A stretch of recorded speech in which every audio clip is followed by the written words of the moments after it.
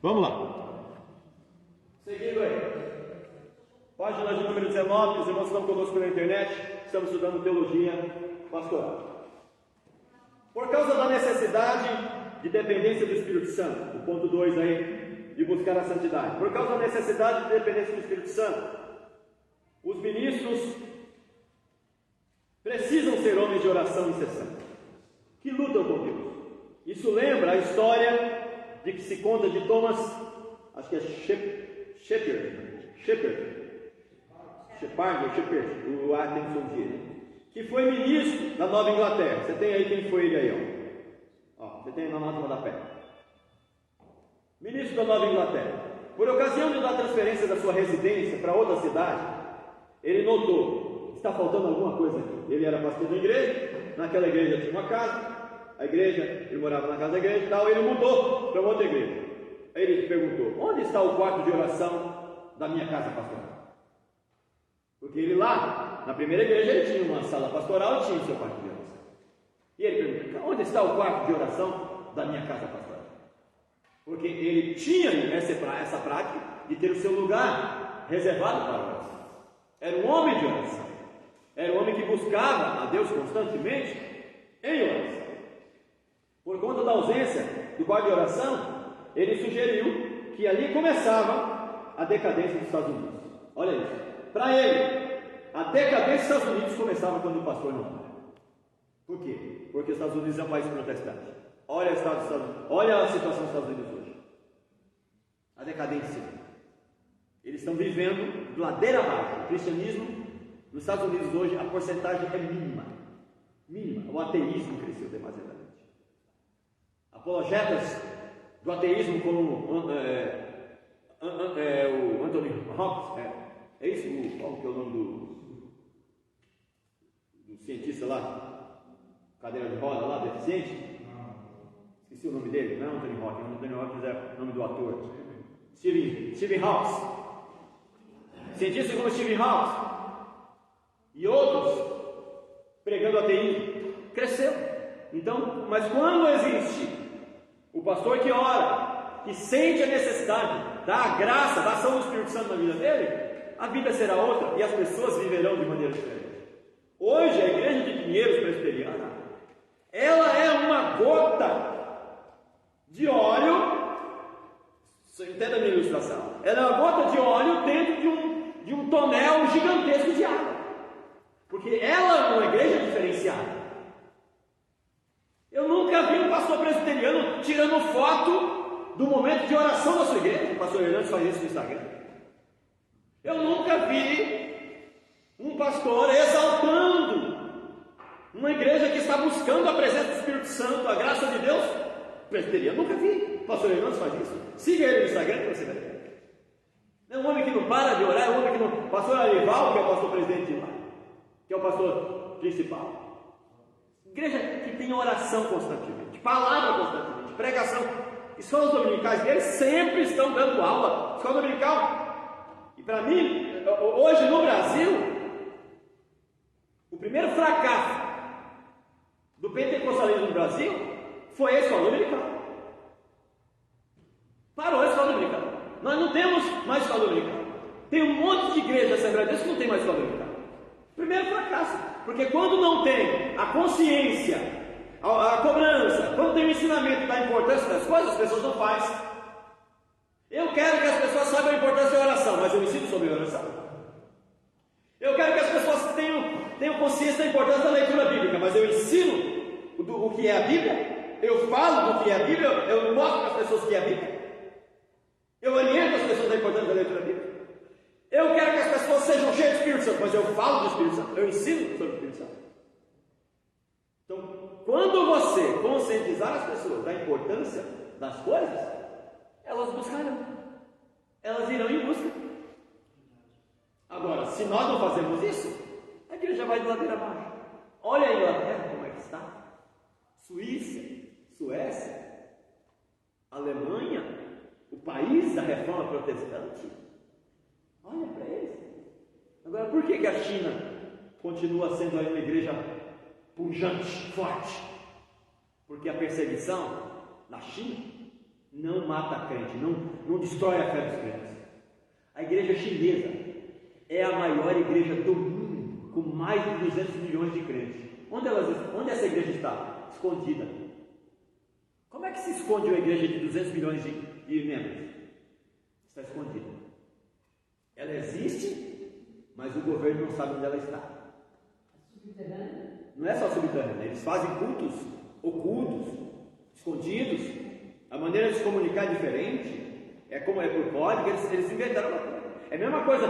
Por que o peixe?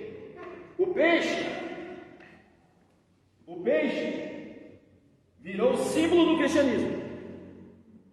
Esse símbolo virou símbolo do cristianismo. Mas isso aqui era um código.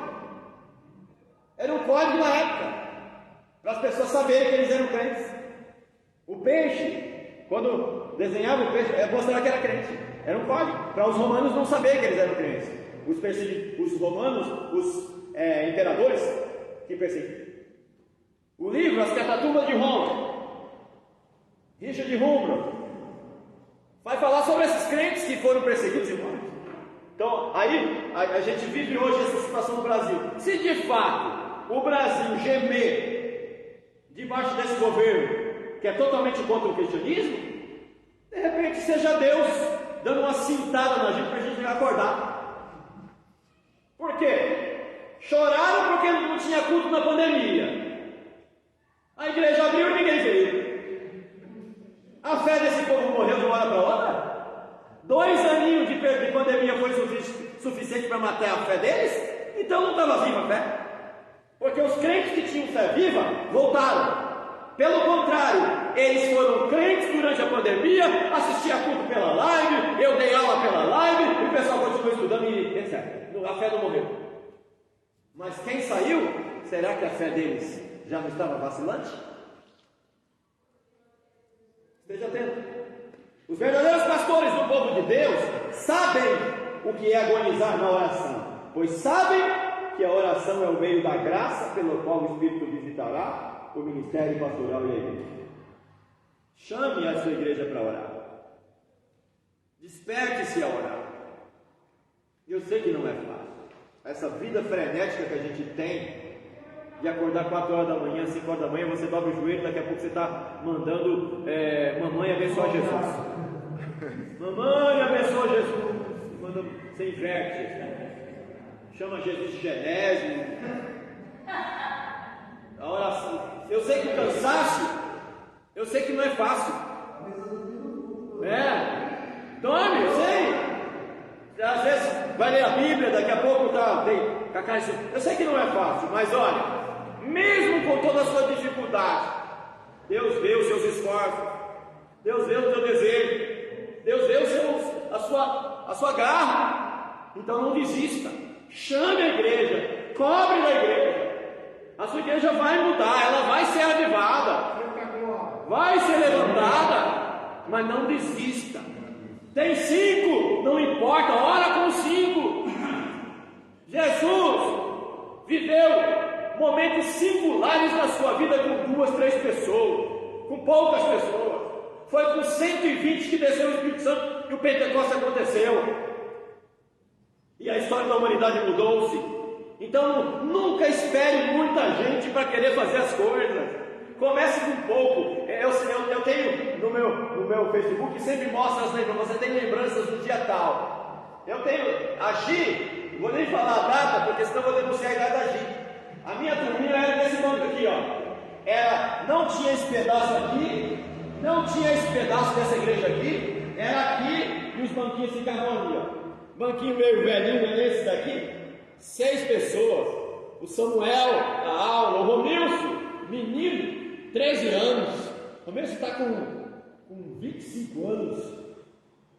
A Gi presente, a Evalda, a Naceli, o Pedro, que vem de vez em quando. Lembrança.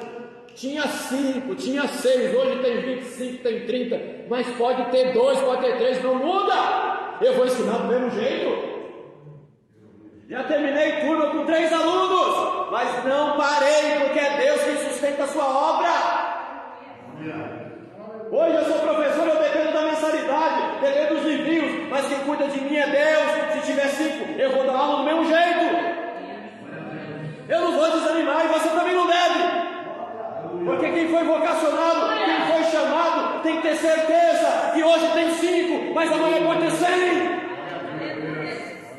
Eu já tive aula aqui de ter 60 alunos. E só tinha 15 pão, que Deus multiplicou. Tinha aqui, ó, era aluno aqui, era aluno aí, era aluno aqui. Quando o pastor Fábio estava estudando, 60 alunos. Teve vez de ter 10. Mas a aula é dada do mesmo jeito, com o mesmo fervor, com a mesma graça, com a mesma garra. Não importa. Nós começamos pequeno. Ninguém começa grande, todo mundo começa pequeno. Mas um dia Deus faz crescer. Mas não adianta crescer com muita gente sem qualidade. Gente que não presta, crente mimimi, Nutelinha, que reclama de tudo, fica brigando por causa de cortina, brigando por causa da cor do banco, brigando por causa da pintura da igreja. Essa igreja não é a igreja de Cristo. A igreja de Cristo, ela cultua até debaixo da árvore. A igreja de Cristo cultua até com o chão batido de barro. A igreja de Cristo cultua em qualquer lugar. Você precisa ir para a África um dia. Você precisa ir junto com a Maria e com o Fábio, lá nas missões, lá no Amazonas, tomar banho no rio Amazonas. Você vai ver que não precisa, não adianta você querer levar mala, você tem que levar 2 peças de roupa. Não tem como levar Bíblia de papel. Tomar banho de caneca. Não tem como, tem que tomar banho de caneca, tem que fazer necessidade no meio do mato. Caçar para comer. Tem lá mais de 3.000 comunidades não evangelizadas. Eles vão lá, falta andar 6 quilômetros para poder chegar num lugar para visitar um povoado. E o povo suplicando. Você vai convidando as comunidades para o culto, 6 horas, todos eles estão lá. Eles saem 3 horas e quando voltam está à noite. Como é que voltam no rio à noite? Mas eles voltam crendo que Deus nos guia. E a gente tem tudo. A igreja do lado. Você anda meia hora, você já está na igreja. Vai muito longe, meia hora. Você paga R$300 para fazer academia para quê? Onde? Pastor Isaías é professor amigo nosso. Eu admiro muito a garra dele. Ele vai a pé, daqui de baixo aqui, até lá, a Baixada do Parque Santana. Lá depois de onde a senhora mora, a pé, para dar aula. E depois volta a pé. Alex vem lá de 120, às vezes a pé. Aqui, ó, Alex está lá atrás, às vezes vem a pé. O carro está quebrado ainda, Alex? Está quebrado ainda. O carro está quebrado, ele vem a pé, lá do 120, lá da temporal ali, ele já está entra lá para dentro. Ele às vezes vem a pé para a aula, mas ele vem para e volta a pé às vezes, quando fica. E às vezes você fica reclamando. Para com isso, gente! Que tipo de líder você quer ser? Só com conforto, só com tudo prontinho? Só se tiver carro? Só se alguém for te buscar? Eu sou pregador, mas quando não tem carro para me buscar, eu vou de trem, vou de ônibus, não tem problema. Se cobrir meus gastos, eu estou indo. Mas não, só sai daqui se vier me buscar. Quando pergunta, pastor, só quer que vá te buscar? Se você vier, você me ajuda. Porque eu vendi muito juro. Mas eu não coloco como condição para ir pregar. Eu não dirijo. Mas dá para você ouvir, pastor? Qualquer coisa eu vou até a estação, você me pega na estação, não tem problema, eu vou de Uber, não tem problema. Fui para frente da Rocha pregar esses dias, peguei o trem, estava chovendo e tudo. Cheguei em frente da Rocha, peguei o Uber e fui pregar lá no Parque Munhoz, pastora Fátima. Cobri meus gastos e tudo, até me deu uma oferta boa. Mas eu não coloco condição nenhuma. Eu não vou colocar isso como condição para poder ir pregar. Mas tem gente, não, pregador, não, se não vier me buscar, eu não vou. Como consagrar um abençoado desse? Uma liderança de um departamento, de uma igreja, se ele. Por isso que eu falei para vocês que é muito diferente a pregação do pastor e a pregação do pregador. O pregador não prega como pastor. Pode ser um bom pregador, e não estou querendo chovalhar os pregadores também, porque eu também sou, mas às vezes o pastor, o pregador, precisa ser pelo menos o segundo dirigente de igreja, precisa pelo menos passar por uma igreja para entender o que é pastorear, porque quando ele for pregar, ele vai respeitar o pastor, ele não vai colocar obstáculo. Liderança tem que ter essa paixão, essa certeza. Só vai se tiver o carrinho. E na minha época que não tinha nada, a gente ia, ninguém dava oferta nenhuma não. Deus abençoe, irmão Davi, obrigado. Vou estar na chuva, no meio da lama. Contente. Chegar em casa sujo, todo molhado. Contente. Porque naquela época eu não tinha essa prática. E eu desempregado. Quando dava ofertinha, ficava contente demais. Fazia seminário, tudo, tinha que pagar passagem. Estava desempregado. De empresário para desempregado. Para Pindaíba. 17 anos eu tinha talão de cheque naquela época já. Isso há mais de 30 anos atrás. 29 anos atrás, tinha talão de cheque tudo. Dono de uma empresa. Para o desempregado, para Pindaíba. Mas Deus desamparou. Dependia dos irmãos para dar uma camisa, um terno para a gente, para poder vestir. Pergunta para meu irmão. Quando ganhava um ternozinho, isso aqui no sapato, ficava contente demais. Não tinha essa. Morri por isso? Pelo contrário. Isso nos solidifica. Isso nos embasa. Isso nos fortalece. Hoje tem de, quiser comprar, compra. Tem, graças a Deus. Compra camisa, box, sapato, graças a Deus. Mas isso não mata, gente. Hoje não tem, mas amanhã vai ter. Hoje não tem condição, amanhã vai ter. Não tinha dinheiro para pagar o trem para poder estudar teologia. Meu tio disse que falava: se você não vier para aula, eu vou te bater. Mas tio, não tem dinheiro para pagar passagem. Deixa que você more. Me manda aí, sabe que meu tio é muito duro. Peça dinheiro para esses pastores aí. Que você ensina eles, você dá a doutrina para eles, você serve eles e eles não vão te dar nem a passagem do trem. Se você não vier, eu vou te bater. E a culpa era minha. Bravo, que eu ficando bravo. Ele me ajudou. Isso me fortaleceu. Fiz 8 anos de teologia. 8 anos estudando. E não parei até hoje. 8 anos estudando. Morri. Não tinha dinheiro para comprar livro. Os meus trabalhos eram feitos com revistas escola dominical. Eu guardava as revistinhas, Daniel, todas elas. Usava como bibliografia para poder fazer o trabalho. Às vezes pegava um livro emprestado. Não tinha condição. Hoje compro quantos quiser. Eu tenho a metade da minha biblioteca, está no plástico. Tem 5 sapateiras de livro e ainda falta espaço para colocar mais. Hoje tem, mas teve um dia que não teve. Hoje tem. Não desanime. Não olha para baixo. Não curva a cabeça. Desânimo não. Não desista. A igreja precisa de você. Tem pessoas que estão clamando por uma palavra boa. Tem congregação que agora não tem ninguém para pregar. O povo agradece a Deus. Às vezes quando chega um pregador para poder dar uma palavra. Eu já fui em igrejas pequenas, já preguei em igreja de madeira, barraco. Eu comecei como pregador, Mário, lá na sala da irmã Quitéria. Você lembra da irmã Quitéria? Pastor João Alves, Igreja Voz do Bom Pastor, começou numa salinha pequenininha, apertadinha. Toda terça-feira eu batia cartão. A minha agenda estava lá garantida. Toda terça-feira eu pregava. Como eu cresci. E o povo também cresceu, porque hoje a igreja está muito abençoada. Tem prédio próprio, tudo. O pastor João foi meu aluno e tudo. Estudou comigo e depois foi meu aluno. Não morri, gente. Hoje em dia as pessoas desanimam por pouca coisa. Não querem fazer a obra de Deus. Colocam obstáculo para tudo. Desanima para tudo. Hoje é estresse, é ansiedade, é depressão. Antigamente não tinha nada disso. Como é? Não deu tempo de ficar deprimido, vivendo eu e mais 9 irmãos e minha mãe e meu pai dentro de 2 quartos. Não vivemos deprimidos, não morremos. Olha, você tem tudo, casa grande, celular bom, roupa boa, tênis bom, e está deprimido de quê? Precisamos colocar a mão na cabeça de alguém por aí. Isso é o demônio de alguém. Isso é o diabo. Não é possível. Tem tudo e vive deprimido. Estou cansado, pai. Cansado de quê? De fazer nada? De ficar teclando. Raça ruim. Ai, se João Batista estiver vivo hoje. Mandava descer fogo do céu nem para queimar, para torrar. Todo mundo. Pelo amor de Deus. Gente, a tua igreja precisa de você forte.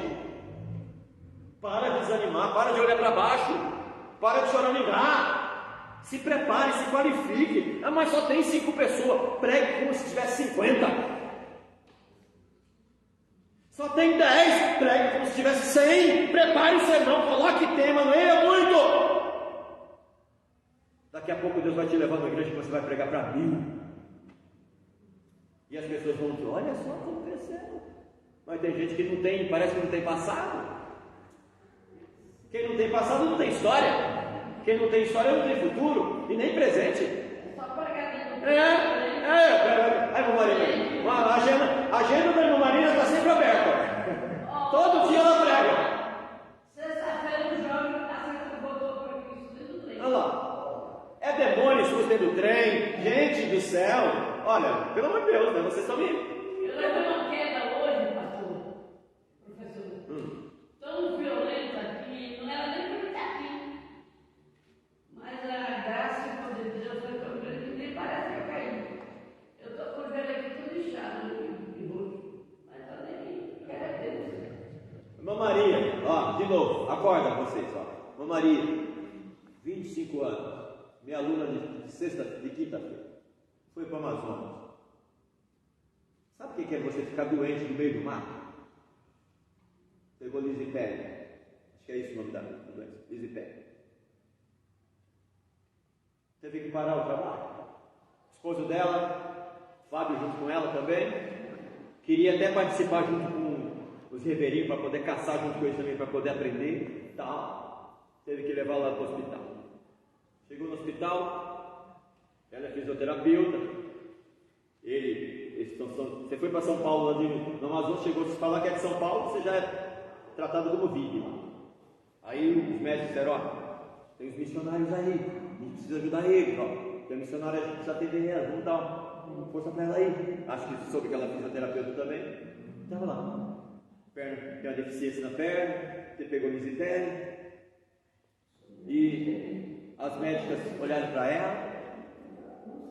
A menina tem uma formação, ele também tem uma formação, fala inglês, iam fazer intercâmbio lá nos Estados Unidos, na Inglaterra, formados, meninos de ouro. A médica perguntou, seu nome é Maria? Maria, isso, o que você está fazendo nesse fim do mundo, aqui? O que você está fazendo aqui? Você está colocando sua vida em risco, essa doença que você tem aí, aqui, como é que fica a situação? O que está fazendo aqui? Maria disse, o que eu vim fazer aqui é mais importante do que a minha própria vida. 25 anos, Maria tem. Ela e o Fábio é apaixonado. Elas vão dar aula de missões para nós aqui, missologia. Vocês também. Eles vão dar missologia, que são missionários. Direto vão fazer missões. Minas, Amazonas, vão viajar semana que vem para o Amazonas de novo. Aproveitar as cheias para poder conduzir, porque são 6 meses de cheia, 6 meses de seca. Na cheia que eles conseguem alcançar os lugares, porque se não tiver o rio, não tiver cheio, não tem como se alcançar. Ela disse, o que eu vim fazer aqui é mais importante do que a minha própria vida. Eles ficaram admirados. Consciência missionária. Arde no peito dele. Missões, missões, missões. Evangelismo. Querem ganhar gente. Estudam, inteligentíssimo. Estava numa igrejinha meia boca, indicamos ele uma igreja melhor, começaram a estudar conosco, cresceram demais. Ela faz EMAD, já terminou a escola de missões, terminou a PEC esses dias, já fez, não sei, fez capelania, fez. Quando tem curso de missões, está fazendo. Qualquer coisa que entra, está fazendo. Estuda demais. Não para de estudar. Eles vão dar missiologia. Vou colocar missiologia na grade, depois teologia poética, vou colocar missiologia, eles vão dar aula para nós aqui. Eles vão dar. Gente de ouro. Mas olha aqui que é vida. Poderia escolher o quê? O conforto. Estão casados, tem o seu carro, tem sua casa, a vida resolvida. Mas o que eles querem? Eles não veem a hora. O Fábio trabalha numa empresa de gás, é gestor, desenvolve programa, tudo menino inteligentíssimo. E fala, pastor, não vejo a hora de poder ficar fora dessa empresa, trabalhar por conta para mim poder fazer o que eu quero fazer para Deus. Deus está guiando a vida deles. O desejo deles é trabalhar pelo menos uns 3, 4 dias por semana só, o restante dos dias ficar viajando, fazendo missões, estudando, fazendo intercâmbio e tudo. E às vezes a gente está com tudo na mão, tem tudo, e a gente está reclamando de quê? Jesus vai voltar um dia. Obviamente que o que você faz aqui não vai refletir na sua salvação lá em cima, porque você é salvo pela graça. Mas como é bom chegar no céu, sabe? E ter a consciência, eu fiz tudo o que estava ao meu alcance. Eu fiz tudo o que estava ao meu alcance dentro da minha vocação. A consciência está tranquila. Mas imagine chegar lá e você saber, foi salvo como que pelo fogo, aquele matinho no barranco que foi que te segurou para que você não caísse. Gente, Precisamos fazer mais. 3. Por causa da busca pelo Espírito, os ministros buscam a santidade em toda a sua vida. Podemos listar os requisitos bíblicos exigidos do pastor. Não deve ser arrogante. Como vencer a arrogância? Oração. Ela vai gerar humildade. Não deve ser dada ao vinho. Fala do vício. Vinho aqui pode dar abertura para o vício, qualquer tipo de vício. A oração te dará graça para você vencer qualquer vício. O poder do Espírito Santo te dará graça para poder vencer qualquer vício. Não deve ser violento. A graça de Deus e o poder do Espírito Santo te dará graça para poder conter esses nervos aí que está fora da pele, que às vezes dá vontade de você dar um safanão nas pessoas, pastorear pelo safanão, não funciona. Não deve ser irascível ou iracundo, não deve ser inimigo de contendas, foge delas.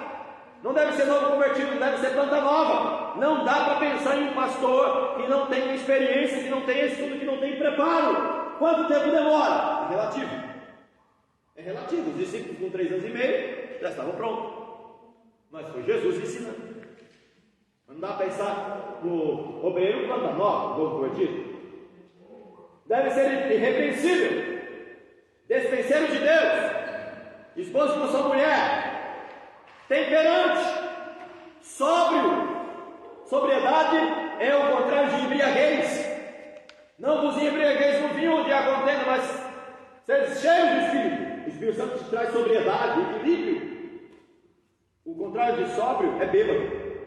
É bêbado, que não tem ciência do que está fazendo. Está bêbado.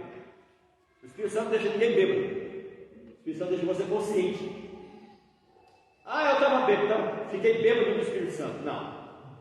Vê que não tem. O Espírito Santo não embebeda ninguém. O Espírito Santo te centraliza. Ele deixa você mais centrado ainda.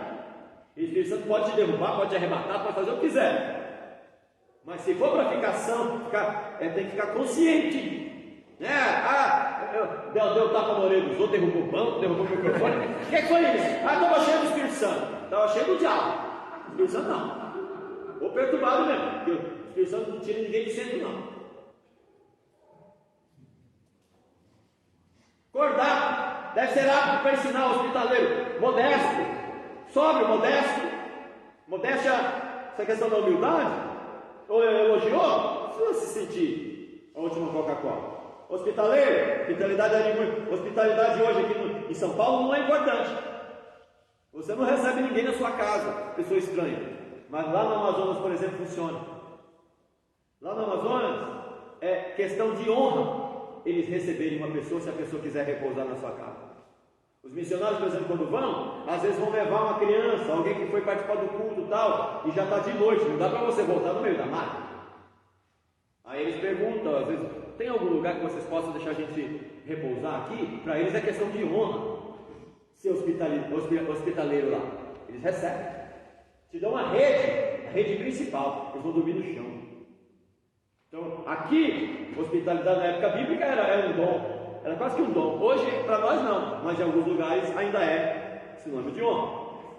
Apto para ensinar, porque não tem como pensar no obreiro que não sabe para ensinar. Cordato, educado, cortês, não avarento, não ganancioso. Avarento e ganância estão bem quase que junto aí. Deve governar bem a sua própria casa, deve criar seus filhos de disciplina e respeito. Estou indo rápido porque a gente já falou sobre cada ponto desse aqui. Tendo bom testemunho dos de fora. Não dá para pensar em um obreiro que não tem testemunho do povo. É pastor e não tem testemunho do povo de fora. Como pensar num pastor que não tem testemunho das pessoas de fora? Que não tem nome. Falou, você conhece o pastor? Tá? Isso eu conheço.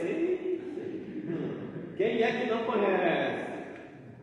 Por isso que olha, quer entrar na política? Entre. Mas eu acho que não é bom um pastor largar o pastorado para entrar na política. Eu não consigo ainda entender um pastor que vai entrar na política. Se vai entrar na política, não vai ser mais pastor. Não tem como vai ser mais pastor. Entendeu? Não dá para conciliar as duas coisas. O ministério pastoral, ele é mais importante do que ser político. Eu já vi obreiros, já vi amigos meus, que foi o fracasso deles. Foi fracasso entrar na política. A igreja não concorda, o pessoal fica dividido, ele já não tem o tempo como antes. Quer entrar na política? Então larga o pastoral e deixa o outro pastorear. Mas não dá para misturar. Sim, mas hoje em dia está bem difícil. Amigo do bem, justo, piedoso, deve exercer o domínio próprio, ser apegado à palavra, deve amar as escrituras sagradas. Não dá para pensar no pastor que não lê Bíblia todo dia. Todas essas características são ligadas ao caráter do ministro, descrevendo quem ele é, descrevendo quem ele deve ser em sua vida privada e pública. Em resumo, pastores buscam ser precisos porque servem ao Deus preciso. Não dá para brincar de ser pastor, de ser líder, de ser professor de escola dominical, de ser preciso. Que cobrança é essa, pastor? Está na Bíblia tudo isso. Eu não inventei nada. Está na Bíblia. Está na Bíblia. É só você ver que está tudo lá. E é por isso. Vou fazer 30 anos de caminhada na fé, quase 30 também ensinando, dando aula, isso aqui. Eu me sinto privilegiado dia após dia. Eu me sinto honradíssimo todos os dias. Como é bom ser útil para Deus e para o povo de Deus. Como é bom. Não gosto de destratar ninguém, não gosto de diferenciar ninguém. Quando não dá para fazer, não dá. Tem os nossos alunos de Angola. Inclusive, se vocês quiserem, quarta-feira agora, se quiserem participar de uma live junto com os alunos de Angola, 5 horas da tarde, fica atento nos grupos lá. Quem estiver em casa, que quiser entrar na live, vou fazer uma live com os alunos de Angola na quarta-feira, 5 horas da tarde. Sei que para um tem que ser 5 horas, porque para eles dá 3 horas, tem 3 horas de diferença. Então, se eu fizer 7, lá para eles já é 10. Então não dá para fazer. Então vou fazer 5 horas. Quem quiser entrar, pergunta para mim no zap, lá você entra para conhecer os alunos de Angola, nossa Beth Shalom de Angola, diretor Wilson, a paz para vocês aí, os alunos aqui mandam a paz para você também. Wilson direto está lá, menino novo, acho que 27 anos, 26, 27 anos, inteligentíssimo, amigão nosso, conheço só de distância, o Abel que apresentou ele para nós, e está lá, Beth Shalom de Angola lá, Mil Porá, formando alunos lá, Mil Porá, é uma obra missionária que nós fazemos lá, obra missionária que a Beth Shalom faz lá no Angola. Então, você vê, vamos lá, às vezes manda pergunta, não dá para responder, não dá para ajudar muito, mas quando a gente vai lá ajuda, dá o suporte, é a minha paixão, é a minha paixão, isso aqui ó, é a minha vida, e quem me conhece sabe disso, agir mais ainda, quem me conhece sabe disso, nunca fiz corpo mole.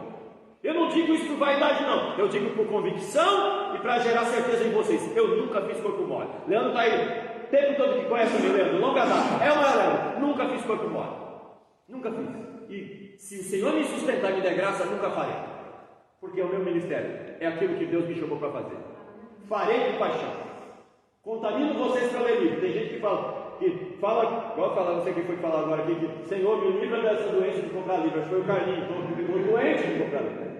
O Alexandre, que estudou conosco, também foi meu aluno, disse, me presenteou, todas as vezes que ele me presenteava com livro, ele colocava a dedicatória e dizia, ao meu grande amigo, o pastor Davi Lucas, o meu professor, o qual me contaminou com a doença de ler livros e de estudar. Doença que eu peço que Deus não me cure dela. Quer dizer, doença que eu peço que Deus não me cure dela. Que não me cure dela. Fala, pastor Rafael. Eu posso dizer o mesmo, porque aí agora contaminou eu e minha esposa. Até minha esposa agora está no olho. Glória a Deus aí. Ai, que bênção. É bom que ela lê, porque ela já lê em voz alta e já te abençoa também. Aí, ó. Olha o ministério pastoral, como funciona. A esposa junto. Gente, vocês querem aprender a ser obreiro? Olha o pastor Rafael ali. Pronto, só olha para ele, testemunha ele. Quando eu vejo, desculpa, pastor Rafael, citar. Tem turma nossa que, pessoal, o que precisa para estudar? Tem gente que vai vir no ano que vem, tem um monte de gente que está esperando começar o ano. O que precisa para estudar, pastor? Eu só quero estudar. Não tem exigência nenhuma? Não. Não tem exigência nenhuma? Não. Só querer saber estudar, saber ler e escrever e tal. Se não souber ler e escrever também pode vir também. Sabe ouvir? Sei. Não, Maria. Sabe ouvir? Aí eu falo, quando eu falo para o pastor Rafael, se você quiser, ele pode vir. Eu tenho deficiente visual que estuda comigo. Mas como é que pode, pastor? Como é que ele consegue? Vai seguindo. Ouvindo. Beth Shalom hoje é a única escola nessa região que tem um pastor deficiente visual que estuda com a gente, pastor Rafael. Não diga escola. Inclusão. Nós somos da inclusão. Aqui tem inclusão, inclusão social. Aqui tem inclusão. Igreja precisa ser inclusiva. Nós temos inclusão. Aqui não tem limite. Nossa metodologia é diferente. Semi-analfabeto estuda. Não é que não tem que aprender, se puder aprender, aprenda. Mas semi-analfabeto estuda, deficiente estuda, não tem limite. Tem essa. Tem condição? Quiser estudar, vem. Não tem limite. Então, para aprender, basta querer. Idade aí, adolescentes aí, 13, 15 anos. Tem idade. Você me caça com a carta do pastor? A carta, você é a carta. Você é a carta aqui. Não precisa da carta de ninguém para falar de você. Se você vem para cá, você vai ser a carta. Se tiver rabisco, a gente vai pagar e vai escrever o certo na sua carta que você é. Teve um monte de carta que chegou aqui, tudo rabiscada, rasurada. Um monte de carta ruim, carta escura, preta, meio rasurada, rabiscada. Hoje são tudo caderninho branquinho, escrevendo coisinhas boas na vida deles. Tá aqui, as cartinhas estão tudo melhorando. Entendeu? Melhora, só querer. Tem limite para aprender? Não. Qual a idade? Não tem. Se quiser, pronto. Qual a idade, pastor, que o senhor exige aí para poder estudar com vocês? A idade que tiver, que se souber ouvir e aprender, pronto, pode fazer. Não tem essa. Amém? Amém. Como diz os pregadores, dá para dizer glória a Deus?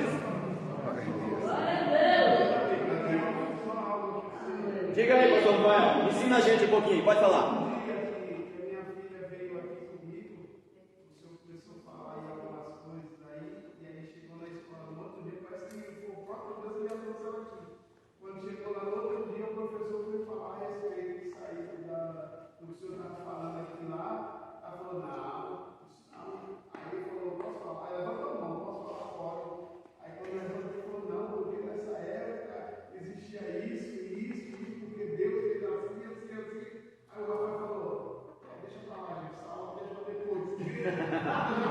Uma aulinha que a filha dele participou, tá vendo?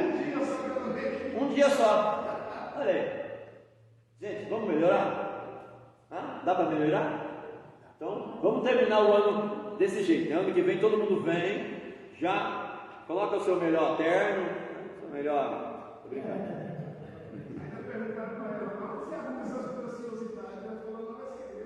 Olha lá, tá vendo?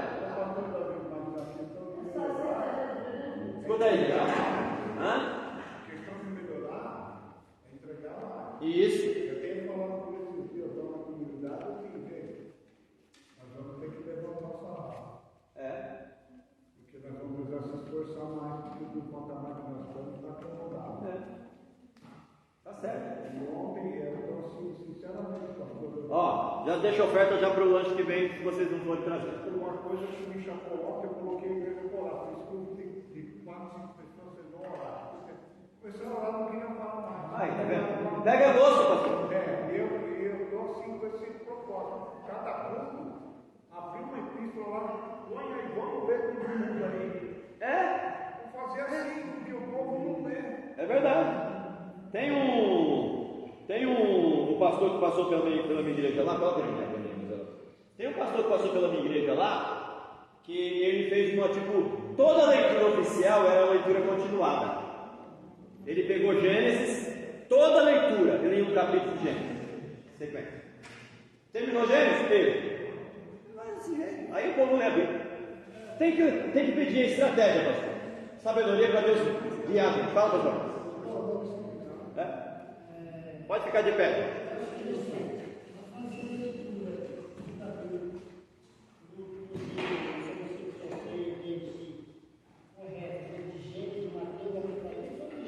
Se for a primeira leitura, leia Gênesis, leia Mateus, leia Êxodo, leia Marcos, leia Levítico, leia Lucas. Se for a primeira leitura, pode fazer desse jeito. Um do Antigo, um do Novo. Um do Antigo e um do Novo. Agora, a segunda leitura, faça continuada. Faça isso.